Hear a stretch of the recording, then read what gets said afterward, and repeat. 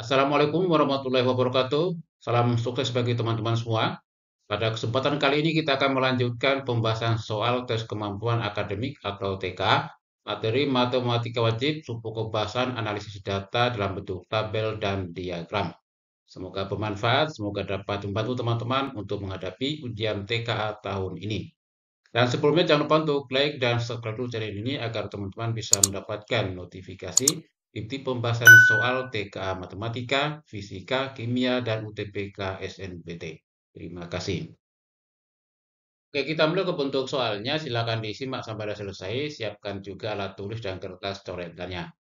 Tabel di bawah ini menunjukkan data siswa yang lulus dari 5 sekolah di kota asli pada seleksi masuk perguruan tinggi jalur SNBP dan SNBT.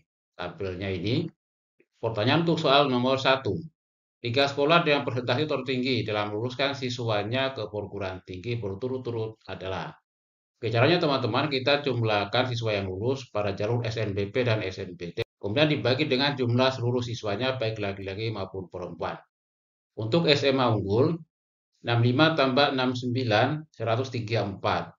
125 tambah 135, 260. Jadi perbandingannya 134 per 260. SMA berdikari, 54 tambah 68, 122. 115 tambah 123, 238. Perbandingannya 122 per 238. SMA Harapan, 62 tambah 58, 120. 128 tambah 130, 258. Perbandingannya 120 per 258. SMA Teladan, 52 tambah 48, 100. 112 tambah 106, 218. Perbandingannya 100 per 218. SMA Perintis, 68 tambah 62, 130. 134 tambah 132, 266. Jadi perbandingannya 130 per 266. Nah, selanjutnya tip untuk mengurutkan dari yang terbesar sampai yang terkecil. Caranya teman-teman yang bagian penyebutnya ini kita bagi dua ya. Untuk yang SMA unggul, penyebut 260. Ini dibagi dua, hasilnya kan 130. Kemudian kita kurangkan. Pembilang 134 dikurangi dengan setengah dari penyebutnya. 134 dikurangi 130, berarti positif 4. Kita tulis positif 4. Kemudian untuk SMA berdikari, 238 ini kalau dibagi 2, 119 ya. Kemudian 122 dikurangi 119, berarti positif 3. Berikutnya SMA Harapan, 258 dibagi 2, ini 129. Selisihnya 120 dikurangi 129, hasilnya min 9. Berikutnya SMA Teladan, 218 dibagi 2, 109. 100 dikurangi 109, berarti min 9. Kemudian SMA Perintis, 266 dibagi 2, 133. Kemudian 130 dikurangi 133, berarti min 3. Nah, dari sini kelihatan teman-teman urutannya daerah terbesar, berarti urutannya yang nomor 1 adalah SMA unggul, nomor 2 SMA berdikari, dan yang ketiga SMA perintis. Jadi jawabannya, nah yang B teman-teman ya. Nah, kalau cara biasa teman-teman, ini kita kalikan 100% ya. Hasilnya 51,54% untuk SMA unggul. SMA berdikari dikali 100%, ini hasilnya 51,26%. Nanti teman-teman bisa hitung dengan pakai kalkulator sendiri ya. Kemudian SMA harapan dikali 100%, ini hasilnya sama dengan 46,51%. SMA teladan dikali 100%, ini hasilnya 45,87%. Dan SMA perintis dikali 100%, hasilnya 48,87%. Jadi terbukti ya urutannya dari yang paling tinggi, SMA unggul, kemudian SMA berdikari, dan SMA perintis. Bisa dipahami teman-teman ya. Lanjut pertanyaan untuk soal nomor 2. Jika perbandingan siswa laki-laki dan perempuan yang lulus jalur SNBP dan SNBT di SMA Teladan berturut-turut 1:1 dan 1:2, maka persentase jumlah siswa perempuan yang lulus ke perguruan tinggi di sekolah tersebut adalah. Oke, kita lingkari yang SMA Teladan ya.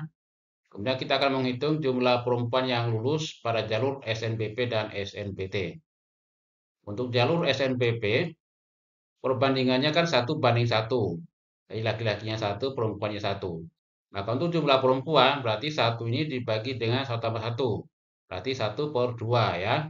Dikali jumlah siswa yang lulus 52. Hasilnya sama dengan 26. Bisa dipahami teman-teman ya. Kemudian untuk jalur SNBT perbandingannya 1:2. Berarti yang perempuannya 2 ya. Dibagi dengan 1 tambah 2, 3. Jadi 2/3 dikali jumlah siswa yang lulus 48. 48 bagi 3, 16. Dikali 2 sama dengan 32. Sehingga jumlah seluruhnya 26 tambah 32 sama dengan 58. Sekarang kita hitung persentasenya. Sama dengan 58 ini dibagi dengan jumlah siswa perempuan di SMA Teladan, yaitu 106. 58 per 106 kali 100%. Dan hasilnya 54,72%. Bisa diikuti teman-teman ya, dan jawabannya C. Lanjut soal yang ketiga. Diagram di bawah ini menunjukkan data hasil panen ikan Pak Yanto beberapa tahun terakhir. Pernyataan berikut yang benar adalah: untuk pernyataan yang pertama, hasil panen ikan nila pada tahun 2021 menurun 250 kg dibanding tahun sebelumnya. Oke, kita akan buktikan ya. Pernyataan yang pertama, tahun 2021 yang ini 2020 ini. Berarti kita hitung dulu jumlah panen ikan nila ya pada tahun 2020. Untuk tiap garis ini kalau kita hitung dari 0 ke 10 ada 4 garis berarti ya.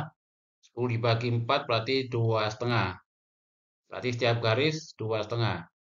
Dari angka 20 ini berarti 22,5, kemudian 25, berarti 27,5, 27,5 ya.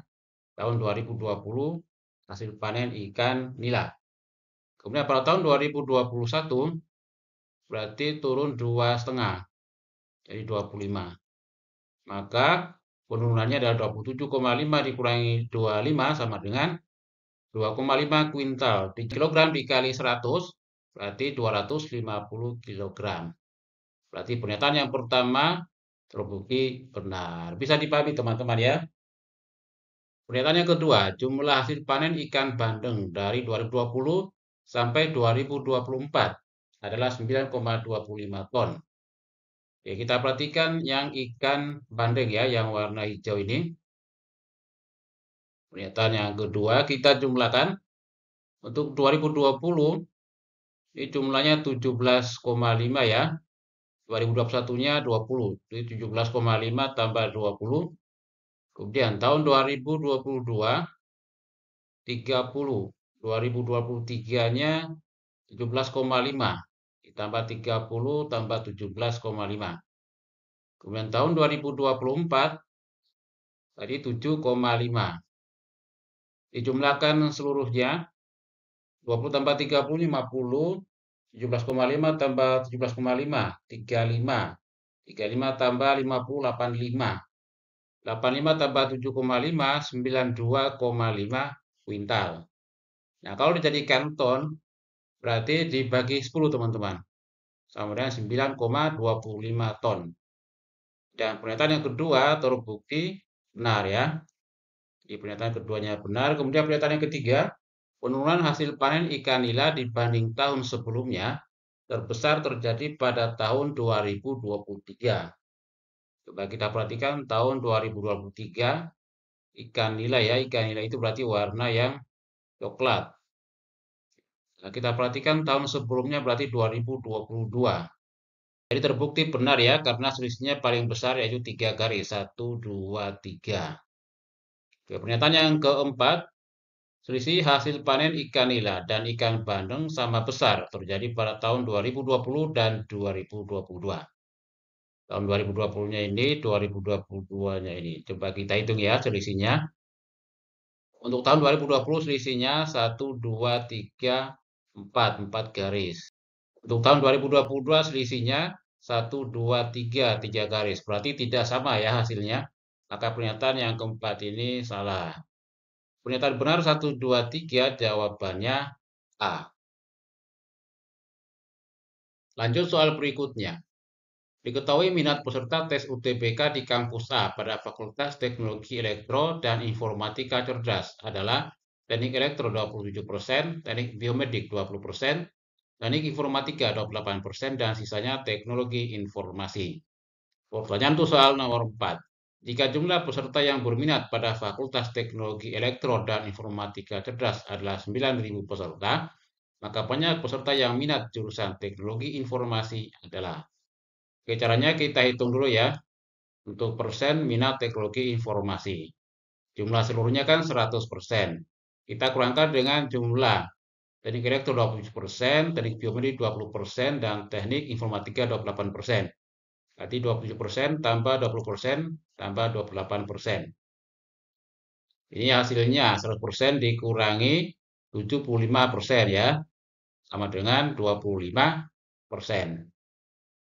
Dengan demikian, maka jumlah minat teknologi informasi 25% ini kita kalikan dengan jumlah peserta di fakultas, yaitu 9.000 peserta kali 9.000.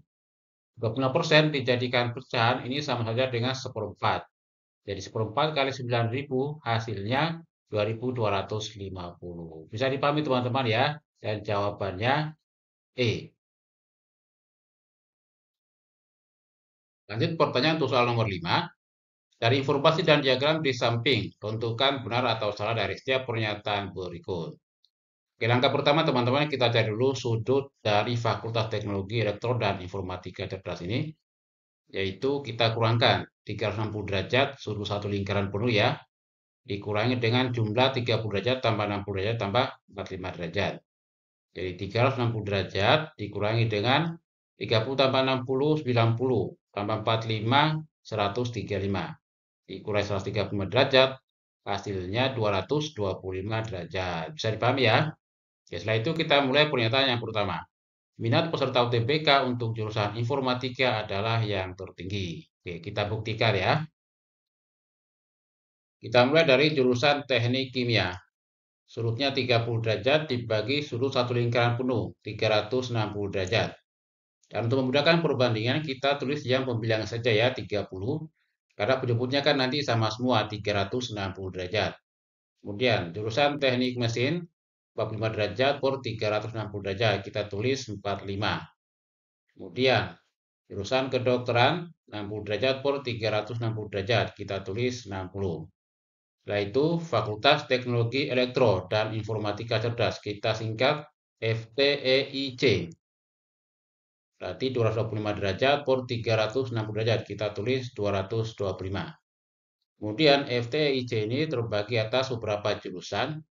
Teknik elektro 27%, teknik biomedik 20%, dan informatika 28%, dan sisanya teknologi informasi, sebagaimana pada soal nomor 4 ya, yaitu 25%. Kemudian kita kalikan untuk teknik elektro 27% atau 0,27 kali 225, ini hasilnya 60,75. Teknik biomedik 20% atau 0,2 kali 225 hasilnya 45. Teknik informatika 28% 0,28 kali 225 hasilnya 63. Teknologi informasi 25% atau 0,25 kali 225 hasilnya 56,25. Nah, dari sini teman-teman terlihat nilai perbandingan yang terbesar yaitu teknik informatika sebesar 63. Berarti pernyataan yang pertama ini terbukti benar. Pernyataan yang kedua, minat peserta UTBK untuk jurusan teknik mesin sama dengan jurusan teknik biomedik. Teknik mesin perbandingannya 45, kemudian teknik biomedik juga 45. Berarti terbukti sama ya. Maka pernyataan yang kedua juga terbukti benar.